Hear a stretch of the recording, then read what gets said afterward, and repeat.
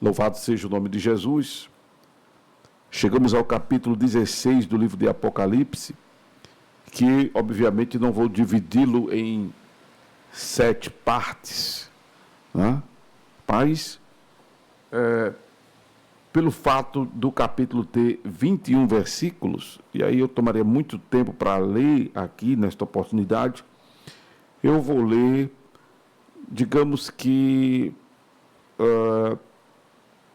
49,9%. Então eu vou ler 10 versículos nesta oportunidade, que aí vamos intitular a primeira parte do capítulo 16 de Apocalipse, e com o respectivo tema, de acordo com a inspiração que recebemos do Senhor, né? Apocalipse capítulo 16 nos diz a palavra de Deus. E eu vi, vinda do templo, uma grande voz que dizia aos 7 anjos: Ide, e derramai sobre a terra as 7 taças da ira de Deus. E foi o primeiro e derramou a sua taça sobre a terra. E fez-se uma chaga má e maligna nos homens que tinham o sinal da besta e que adoravam a sua imagem. E o segundo anjo derramou a sua taça no mar, que se tornou em sangue como de um morto, e morreu no mar toda a alma vivente. E o terceiro anjo derramou a sua taça nos rios e nas fontes das águas, e se tornaram em sangue. E ouvi o anjo das águas que dizia: Justo és tu, ó Senhor, que és e que eras, e santo és, porque julgaste estas coisas. Visto como derramaram o sangue dos santos e dos profetas, também tu lhes deste sangue a beber, porque disto são merecedores. E eu vi outro do altar que dizia: Na verdade, ó Senhor Deus Todo-Poderoso, verdadeiro e justos são os teus juízos. E o quarto anjo derramou a sua taça sobre o sol, e foi-lhe permitido que abrasasse os homens com fogo. E os homens foram abrasados com grandes calores e blasfemaram o nome de Deus, que tem poder sobre estas pragas. E não se arrependeram para lhes darem glória. E não se arrependeram para lhe darem glória. E o quinto anjo derramou a sua taça sobre o trono da besta, e o seu reino se fez tenebroso, e os homens mordiam a língua de dor. Deixa eu terminar então de ler sobre este quinto anjo, né, que vai até o versículo 11. E por causa das suas dores e por causa das suas chagas, blasfemaram do Deus do céu e não se arrependeram das suas obras. Então eu li, vamos considerar 60% deste capítulo, né? Louvado seja Deus. Lembrando que este cenário aqui é o cenário da grande tribulação. Volto a dizer, o livro de Apocalipse não significa catástrofe. Apocalipse não significa catástrofe. Apocalipse significa revelação, né? Mas por descrições como esta, na abertura dos selos, no toque das trombetas e no derramar das taças, a gente percebe que o ambiente no planeta, será catastrófico, né? Será catastrófico. Será tenebroso, será de maneiras que a humanidade nunca ouviu. Nem as pragas no Egito foram tão impactantes, tão assustadoras, tão amedrontadoras, né? Porque, obviamente, ela foi local, ela foi específica no Egito. Prova tanta que na terra de Gósen, onde estava o povo de Deus, as pragas não chegaram lá, se bem que também já disse na abordagem do capítulo 5, do capítulo 15, que aqueles que não tiveram o sinal da besta, aqueles que venceram a besta, né? E a sua imagem, o seu sinal, e o seu número e o seu nome, as pragas também não lhes afetarão. As pragas também não lhes afetarão. Porém, esses, obviamente, terão suas vidas recolhidas para o Senhor. Não é? Terão suas vidas recolhidas para o Senhor. Se salvarão. São os salvos da grande tribulação. Que aí você, volto a dizer, não venha querer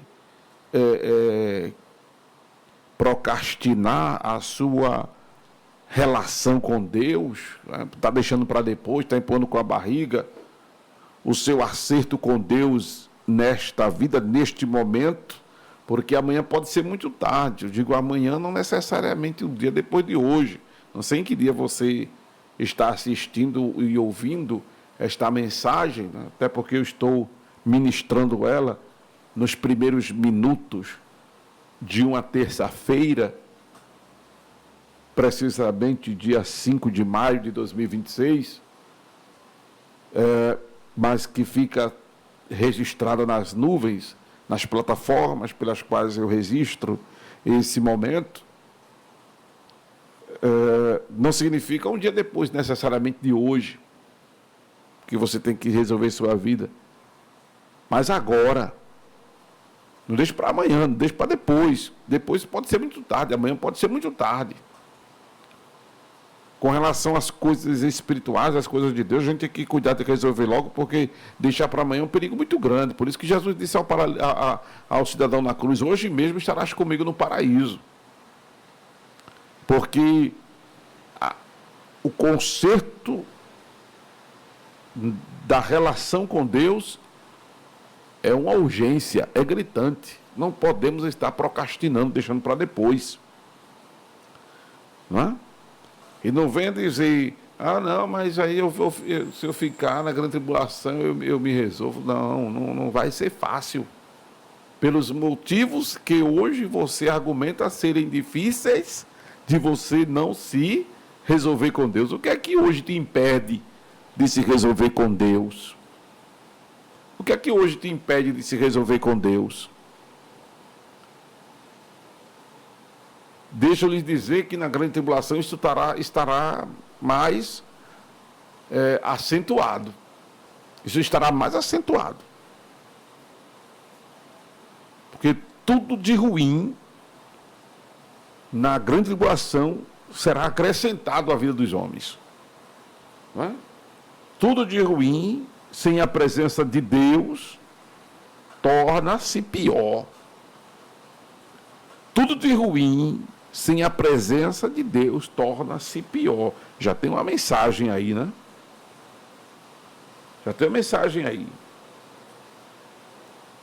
E a gente observa que a ira de Deus será derramada, não é? Antes da volta de Jesus à terra com a parousia. Antes da batalha do Armagedon, que é quando acontece a parousia, que é quando se cumpre aquilo que o anjo disse aos discípulos, que estavam tristes quando viram Jesus ser assunto aos céus a partir do Monte das Oliveiras, e eles ficaram olhando para cima, e Jesus, uma vista encobre Jesus da vista dos discípulos, e aí eles, tristes, baixam a cabeça, e o anjo chega para ele e diz: varões galileus, por que estáis olhando para o alto? Esse Jesus que dentre vós foi assunto aos céus, ele virá da mesma maneira que o vistes subir. E é a partir do Monte das Oliveiras que Jesus é assunto aos céus. E a promessa é que ele virá na parousia e colocará os seus pés sobre este monte, o qual vai se dividir, e o povo de Israel vai escapar das nações que estarão tentando exterminá-lo. Nesse momento é que acontece a parousia, é a vinda visível de Jesus, de maneira que todo olho verá. E os judeus reconhecerão a messianidade de Jesus. É a partir daí que se desencadeia o milênio. Que aí o milênio, volto a dizer, será vivenciado pelos transformados, ressuscitados e sobreviventes à grande tribulação. Porém, para escapar da grande tribulação, precisará resistir à besta que surgiu da terra, precisará resistir à besta que surgiu do mar, e não será fácil. Não será fácil. Pois bem, na grande tribulação, perto deste momento final, a ira de Deus será manifestada na terra de maneira intensa e severa, mais do que em momentos anteriores já vividos na história. A ira de Deus vai ser derramada na terra. E aí nós vemos, neste versículo de número 2, que úlceras malignas e perniciosas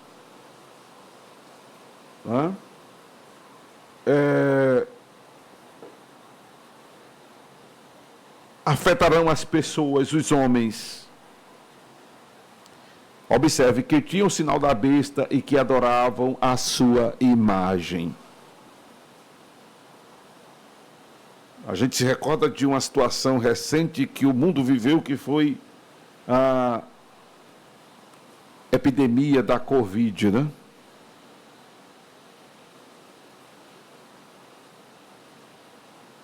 Algo pior está para vir sobre a terra. Isso, obviamente, depois que a igreja for arrebatada. Não que antes da igreja ser arrebatada não vivenciamos uma outra situação semelhante àquela. Poderemos até viver, porém jamais igual a que haverá na grande tribulação. Pastor, o senhor está dizendo que vem coisa pior do que a Covid antes da igreja ser arrebatada? Muita coisa vai acontecer antes da igreja ser arrebatada. Muita coisa vai acontecer antes da igreja ser arrebatada. Porque enquanto os homens estiverem distantes de Deus, enquanto os homens estiverem, com as suas atenções voltadas para si, enquanto a humanidade estiver resistindo Deus, Deus vai lutar para quebrantar, para persuadir, para convencer os homens pelo seu espírito, claro, não é por força nem violência, é pelo espírito, diz o Senhor. Não é? A exemplo do momento pré-diluviano, mas chega um momento em que a linha limítrofe de Deus é estabelecida. Por isso que você já deve ter ouvido a expressão: a porta da graça aberta está, mas eis que em breve ela se fechará. Você já deve ter ouvido isso. Tem até um hino, né?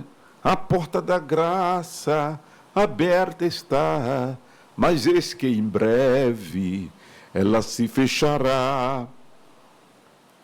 porque é uma linha limítrofe de Deus. E lá em Gênesis, capítulo 6, está escrito: não contenderá para sempre meu espírito com o homem, porque este é carnal. Não contenderá para sempre meu espírito com o homem, porque este é carnal.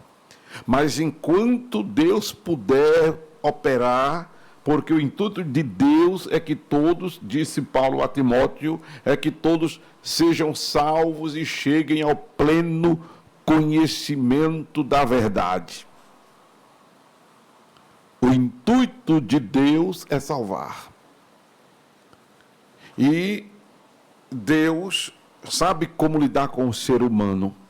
Alguns ele abençoa para chamar as pessoas pela bênção.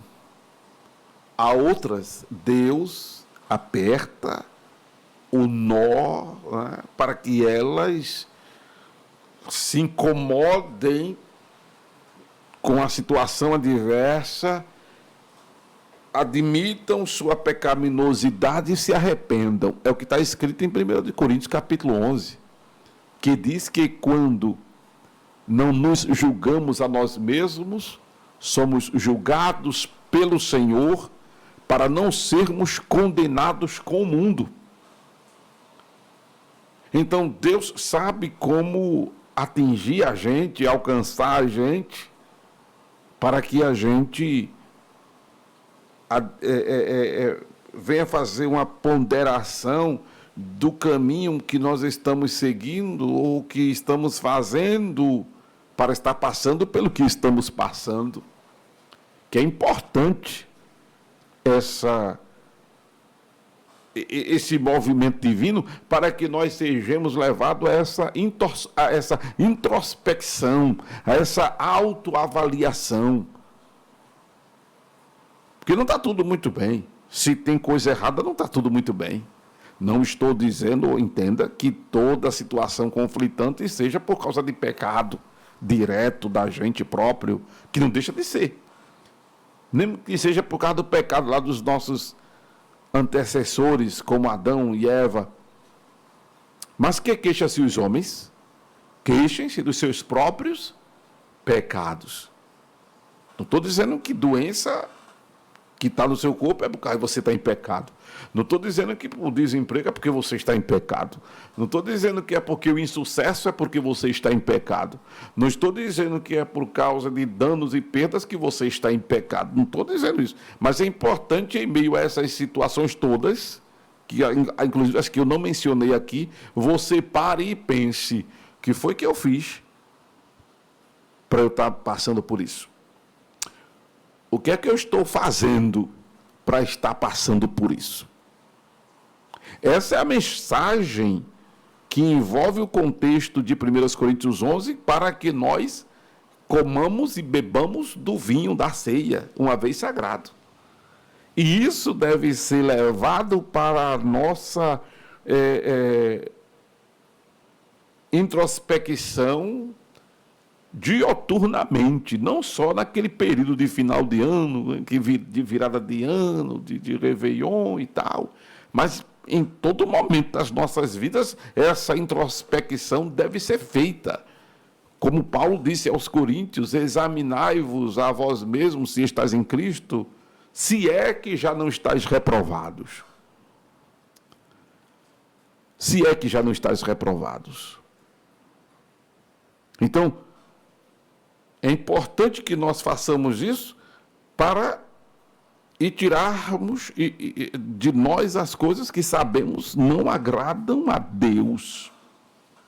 Não agradam a Deus. E a gente é adulto demais, eu penso que estou falando para pessoas adultas, para sabermos o que estamos fazendo que não agrada a Deus. Então Deus vai fazer o que tiver de fazer para que as pessoas venham ao arrependimento.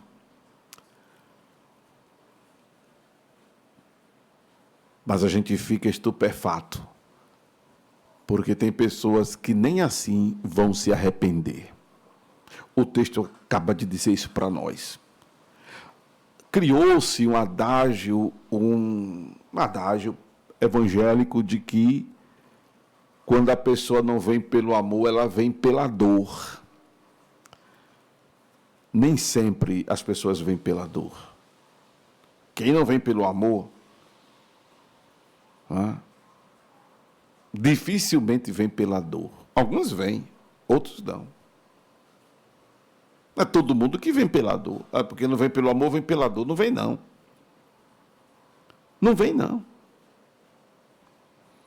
Não é? O texto sagrado está dizendo isso. Que os homens, ainda assim, amados, não se arrependerão, ao contrário. Ao contrário. Blasfemarão de Deus. Persistirão em adorar a besta e a sua imagem. Observe, o segundo anjo derramou a sua taça no mar, que se tornou em sangue como de um morto, e morreu toda a alma vivente. O mar vai ficar tão tomado que toda a criatura vivente dentro dele morre, ao ponto da sua cor poluída parecer sangue, conforme Êxodo, como aconteceu em Êxodo capítulo 7, verso 20 e 25, o que também acontecerá às fontes das águas e aos rios, não é?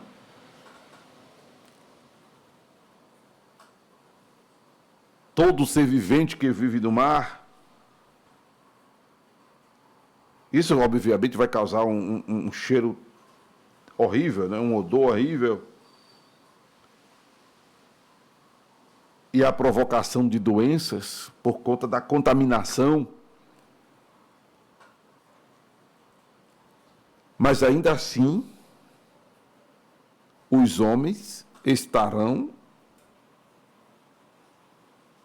empenhados em desagradar a Deus.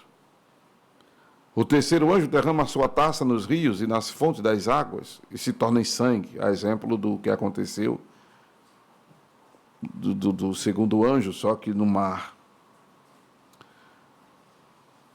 E outro anjo das águas, aliás, João diz aqui que viu o anjo das águas que dizia: justo és, Senhor, que és e que eras o santo, que és, que era, e santo és, porque julgaste estas coisas. Visto como derramaram o sangue dos santos e dos profetas, também tu lhes deste sangue a beber, porque disto são merecedores.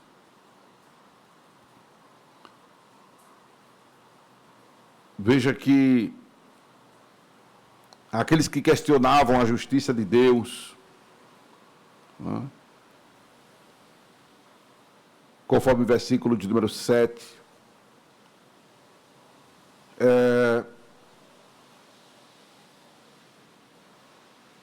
serão penalizados por essa justiça divina. Porque as pessoas continuam brincando com Deus, abusam da bondade, da misericórdia, da graça de Deus, né? Mas a graça de Deus, irmãos, ela vai ter um basta. Eu não sou dispensacionalista. Os dispensacionalistas dizem que a graça de Deus, ela surgiu a partir do Novo Testamento. Não, a graça de Deus sempre foi uma realidade desde o Velho Testamento. A graça de Deus, ela é uma realidade desde o Velho Testamento. A graça. Ela se estende no Novo Testamento, mas ela é de faz muito tempo, a graça de Deus. A graça é a tolerância, né? Porque é pela graça de Deus que somos salvos e A sua misericórdia é a causa de nós não sermos consumidos. A graça é o resultado da benignidade e da longanimidade divina. Então, benignidade e misericórdia têm o mesmo sentido, isso fala de tolerância. É essa tolerância e a compreensão divina, que é a longanimidade, que resulta na graça. Louvado seja Deus. E a graça de Deus é uma realidade de todos os tempos. Eu até digo isso na abordagem que faço sobre a graça de Deus. Mas vai ter um tempo em que esta graça, ela vai cessar. O juízo final é o cessar desta graça. Porque no juízo final, quem tiver salvo está salvo, quem tiver perdido está perdido. Porque quem estiver como ovelha, vai ouvir o vinde benditos de meu Pai. Quem estiver na condição de bode, vai ouvir o apartai-vos de mim.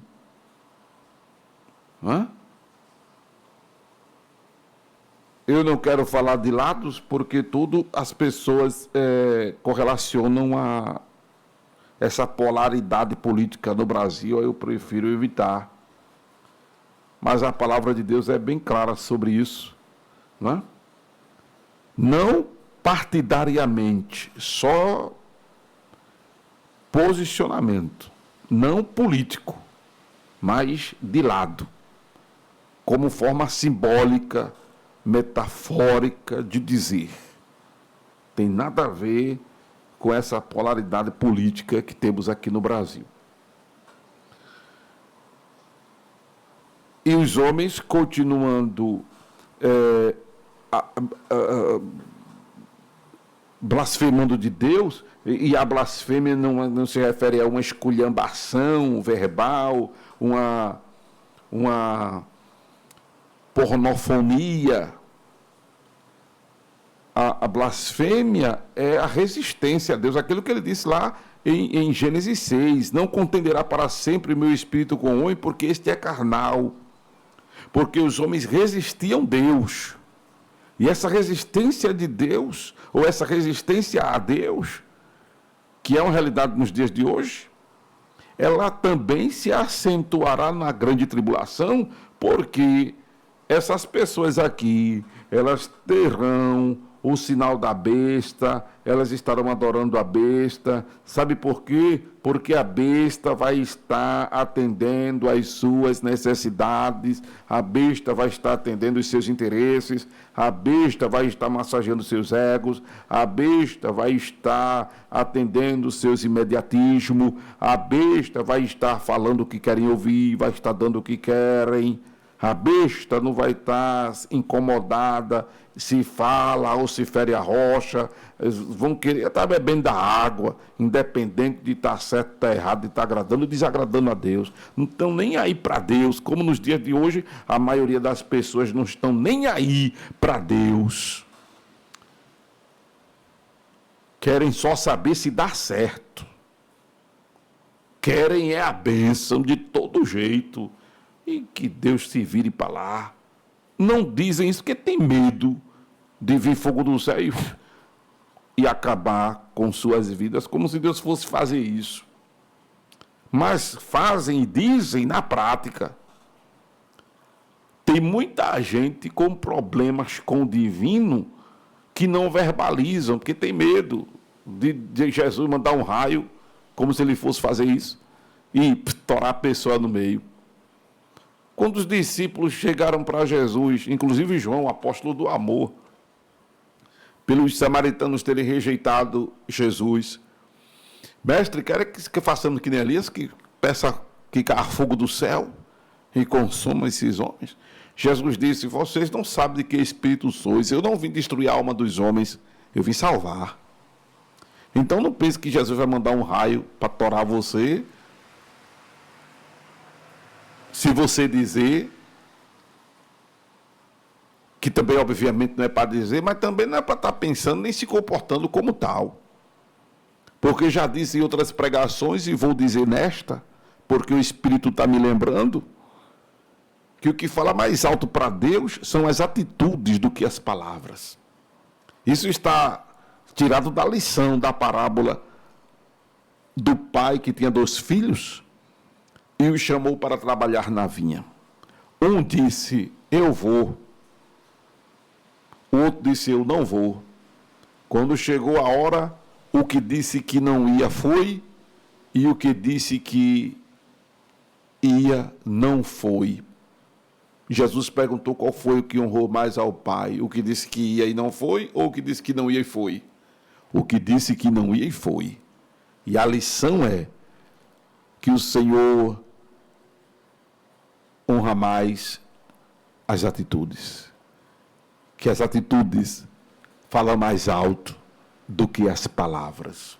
Você pode não dizer, mas se age, se comporta como uma pessoa que está revoltada, indignada contra Deus, atribuindo a Deus injustiça, por isso que você está resolvendo viver a sua vida do seu jeito e agir da sua maneira e tomar providência com as suas mãos, com as suas atitudes. Então eu vou fazer, então eu vou fazer assim, então eu vou ser assim, então eu vou me comportar assim. Tem medo de abrir a boca e dizer, mas está agindo. Tem medo de abrir a boca e falar, mas está se comportando.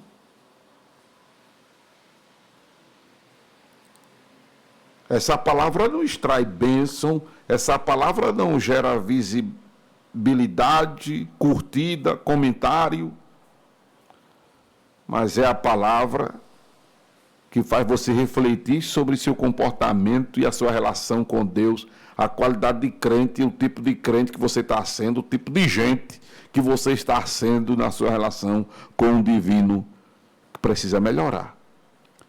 Precisa melhorar. Se você quiser se salvar, né? Porque também, se você não quiser se salvar, quem está perdendo é você. Quem está perdendo é você. E o 4º anjo derramou a sua taça sobre o sol e foi-lhe permitido que abrasasse os homens com fogo.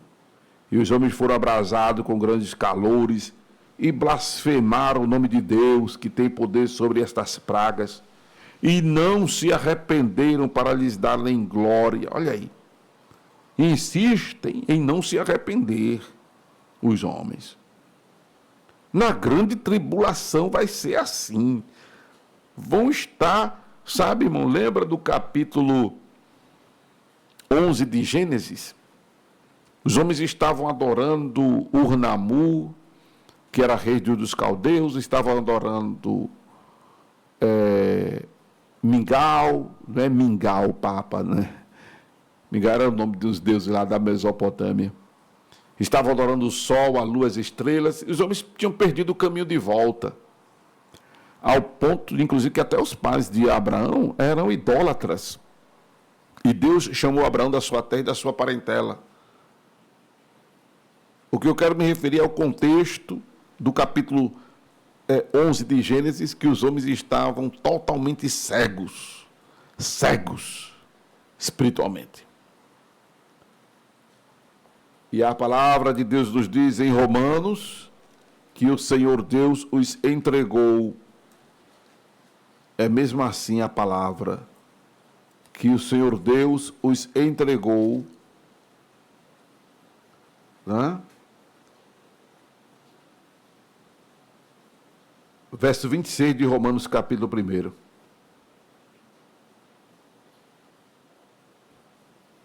Deus os abandonou às suas paixões infames. Versículo de número 21, finalzinho. Em seus discursos se desvaneceram e o seu coração insensato se obscureceu. Porque os homens desagradavam a Deus. Os homens tornaram-se injuriadores, soberbos, presunçosos, inventores de males, desobedientes, nécios, infiéis, sem afeição, irreconciliáveis, sem misericórdia. Todo esse comportamento hostil dos homens será acrescentado na grande tribulação. Mas também o que estava ruim ficará pior para as suas vidas. Porque quanto mais se afunda no que desagrada a Deus, pior fica a vida. Pior fica a vida. Se você está se afundando em coisas que desagradam a Deus, comece a nadar para subir, comece a voltar, comece a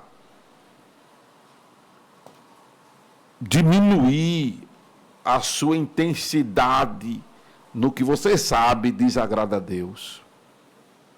Se volte para Deus, meu irmão, minha irmã, meu ouvinte. Louvado seja o nome do Senhor. Sim, esta palavra não é só para o período da grande tribulação. Na grande tribulação, um abraço já aqui. Praticamente um abraço. Porque aqui serão pessoas que já, observe, já passou ali o capítulo 15 de Apocalipse. Os salvos da grande tribulação já... A história, na narrativa aqui do texto sagrado, a salvação na grande tribulação já foi consumada. Aqui é juízo para quem não quer mais nada com Deus de jeito nenhum. Aqui é juízo para quem não quer mais nada com Deus de jeito nenhum.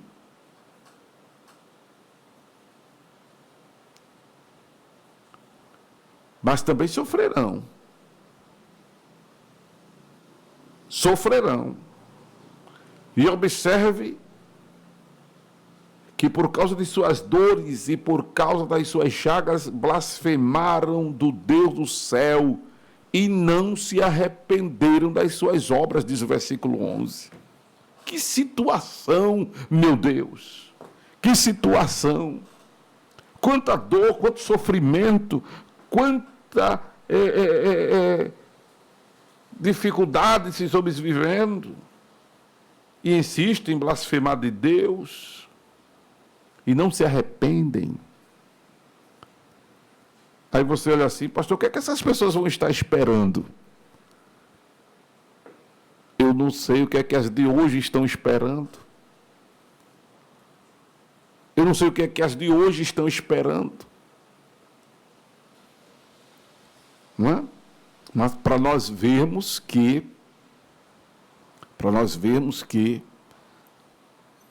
para encerrar essa abordagem de hoje, os homens têm a liberdade de fazer suas escolhas. Deus trabalhou, está trabalhando para que as pessoas se convertam, mas as pessoas não querem. As pessoas não querem. Isso prova, mais uma vez, que Deus deixa as pessoas à vontade para fazer suas escolhas. E eu pergunto, que escolha é a tua nesta oportunidade? Que escolha é a tua nesta oportunidade que estás ouvindo esta palavra? Espero que a tua escolha seja a melhor possível. Se a tua escolha for a melhor possível, aí você não ouviu a voz do pastor Amaro Corrêa, o pastor que vos fala. Você ouviu a voz de Deus, a voz do divino. Aleluia. Aleluia. Glória a Deus. Deixa eu sair aqui do Face, irmãos. Porque o material que supostamente vai para o YouTube